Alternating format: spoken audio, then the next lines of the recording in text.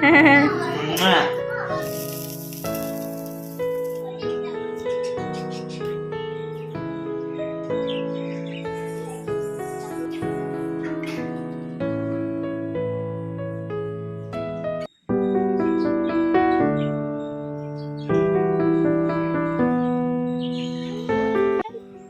Friends, எல்லோருக்கும் வணக்கம். Welcome back to our channel. Friends எல்லோரும் எப்படி இருக்கீங்க? இன்றைக்கி நம்மளோட சேனலில் ஒரு சிம்பிளான ஒரு vlog தான் நான் உங்கள் கூட ஷேர் பண்ணியிருக்கேன். நம்மளோட சேனல் பார்த்தீங்கன்னா 97% வந்து சப்ஸ்கிரைப் பண்ணாமே பார்த்துட்ருக்கீங்க. ஸோ நீங்கள் சப்ஸ்கிரைப் பண்ணி பார்த்தா தான் என்னையுமே கொஞ்சம் மோட்டிவேட் பண்ணமாக இருக்கும். கீழே இருக்கிற ரெட் கலர் சப்ஸ்கிரைப் பட்டன் கூடவே இருக்க பெல் ஐக்கான் பக்கத்தில் ஒரு ஆல்னு ஒரு ஆப்ஷன் இருக்கும். மறக்காமல் அதையும் கிளிக் பண்ணிக்கோங்க. அப்போ தான் நான் எப்போல்லாம் வீடியோ போடுறேன் உங்களுக்கு ஒரு நோட்டிஃபிகேஷனில் வரும். ஸோ நீங்களும் மிஸ் பண்ணாமே பார்க்கலாம். ஃப்ரெண்ட்ஸ், உங்களுக்கு நம்மளோட சேனலில் எந்த மாதிரி வீடியோ ரொம்ப பிடிச்சிருக்கு அப்படின்னு கீழே கமெண்டில் ஷேர் பண்ணுங்கள். vlog பிடிச்சிருக்கா, இல்லைனா ஆர்கனைசேஷன், க்ளீனிங், அப்புறம் குக்கிங், அப்படி இல்லைனா செல்ஃப் கேர், இதில் எது உங்களுக்கு நெக்ஸ்ட் நம்மளோட சேனலில் வீடியோ வேணும் அப்படின்னு கீழே கமெண்டில் ஷேர் பண்ணுங்கள். ஸோ அது ரிலேட்டடாக நான் உங்களுக்கு வீடியோஸ் வந்து அப்லோட் பண்ணுறதுக்கு எனக்குமே கொஞ்சம் ஈஸியாக இருக்கும். ஸோ அன்னைக்கு காலத்தே பார்த்தீங்கன்னா வெயில் நல்லா சுல்லுன்னு அடிச்சுட்டே இருந்தது. பாப்போட்டோட ட்ரெஸ்ஸஸ் பார்த்தீங்கன்னா ஒரு 2 வீக்ஸாக வாஷ் பண்ணாமல் அப்படியே பெண்டிங் இருந்தது. ஏன்னா சாரல் வந்து லைட்டாக மழை துருள் போட்டே இருந்ததா, ஸோ அதனால் துவச்சி எடுக்க முடியலை. ஸோ மொத்தமாக சேர்த்து வந்து துவச்சி எடுத்து போட்டுட்டேன்.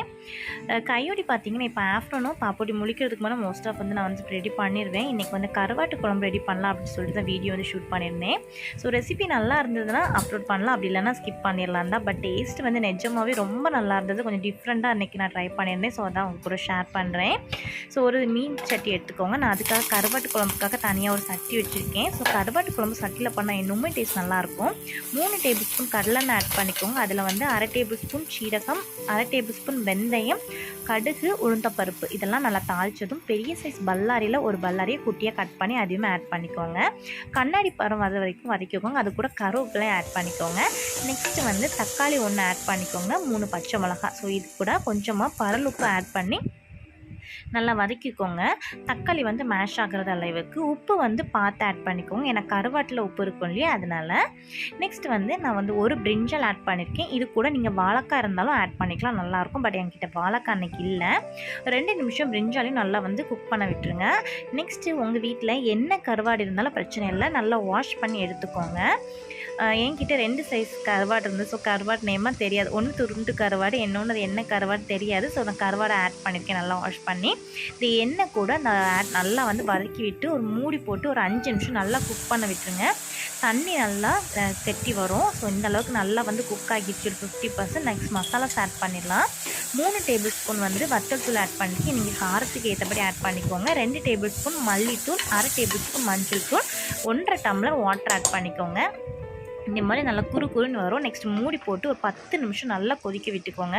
ஸோ இப்போவே பார்த்தீங்கன்னா 90% வந்து நல்லா வந்து கருவாடு வந்து குக் ஆகிடுச்சு. கருவாடு வந்து நம்ம எப்போவுமே ஆப்பையை போட்டு நல்லா கலரக்கூடாது, பொடிஞ்சிடும் கருவாடு, ஓகேவா? ஸோ இந்த மாதிரி எடுத்துக்கோங்க.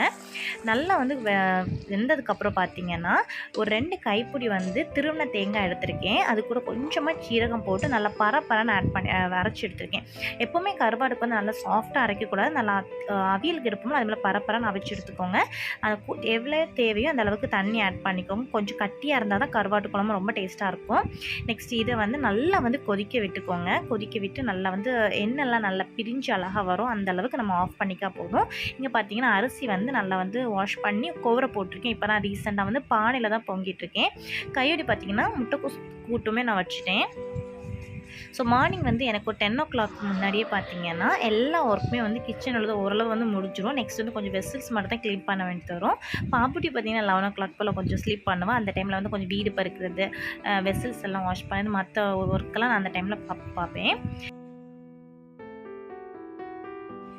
அம்முக்குட்டி வந்து ரீசெண்ட் டைமில் பார்த்தீங்கன்னா கேக் பண்ணி கொடுங்கம்மான்னு சொல்லிட்டு ரொம்ப கேட்டுகிட்டே இருப்பா ப்ளீஸ் பண்ணி.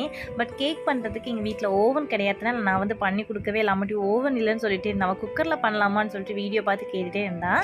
சரி அப்படின்னு சொல்லிட்டு பார்க்கும்போது வந்து பச்சரிசி மாவு வச்சு வந்து கேக் பண்ணலாம் அப்படின்னு சொல்லிட்டு ஒருத்தவங்க ரெசிபி பண்ணி காமிச்சிருந்தாங்க. வீடியோ பார்த்தேன். பட் அவங்களுக்கு வந்து பர்ஃபெக்டாக வந்திருந்தது. அவங்க அதில் என்ன ஆட் பண்ணாங்கன்னு எனக்கு கரெக்டாக தெரியல. பட் அவங்க சொல்கிற அதே மெத்தடில் தான் நானுமே ஃபாலோ பண்ணேன். பட் அவங்க ஃபாயில் ஷீட் எதுவுமே விரிக்கலை. எனக்கு எனக்கு வந்து குக்கர் வந்து நல்லா வந்து அடி பிடிச்சிட்டு 15 மினிட்ஸில் ரெடி பண்ணிடலாம் அப்படின்னு சொல்லிட்டு போட்டிருந்தாங்க. நான் கிட்டத்தட்ட 45 மினிட்ஸ் வச்சுருந்தேன். அப்புறம் தான் எனக்கு கொஞ்சம் உள்ளே வந்து வெந்திருந்தது. அது வரைக்கும் குட்டி பார்க்கும்போது அந்த நைஃப்பில் வந்து பட்டிருந்தது. எப்படி என்னெல்லாம் பார்த்தீங்கன்னா பச்சரிசி மாவு, சீனி, அப்புறம் வந்து பூஸ்ட்டு, கொஞ்சமாக வந்து ஏலக்காய், வாட்டர். ஸோ இதெல்லாமே நல்லா மிக்ஸ் பண்ணி கொஞ்சமாக பேக்கிங் சோடா, ஓகேவா? ஸோ இதெல்லாம் மிக்ஸ் பண்ணி தான் அந்த பேட்டரை ஊற்றி சொல்லியிருந்தாங்க. பட் நானுமே அதே மாதிரி தான் பண்ணேன். பட் நல்லா சொதப்பெல்லாம் ஆகிடுச்சு. ஸோ பண்ணிகிட்டே இருக்கும்போது ஹஸ்பண்ட் வந்துட்டாங்க. ஸோ பாப்புட்டியும் அம்முட்டிக்கும் பார்த்தீங்கன்னா யாருடா ஃபஸ்ட்டு வந்து அப்பாட்ட போவாங்க அப்படின்னு சொல்லிட்டு ஒரு இது.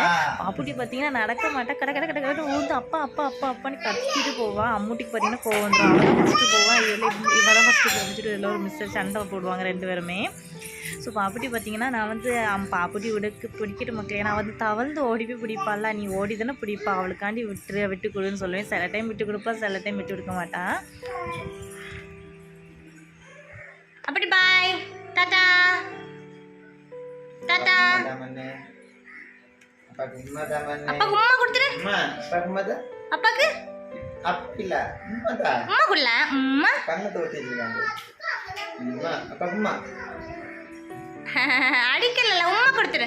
உம்மா கொடுத்துரு.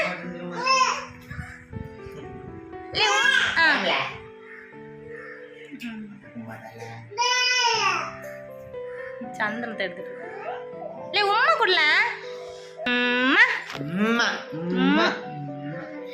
என்ன இருக்கா என்ன இருக்கா இன்னொரு உம்மா இன்னொரு உம்மா.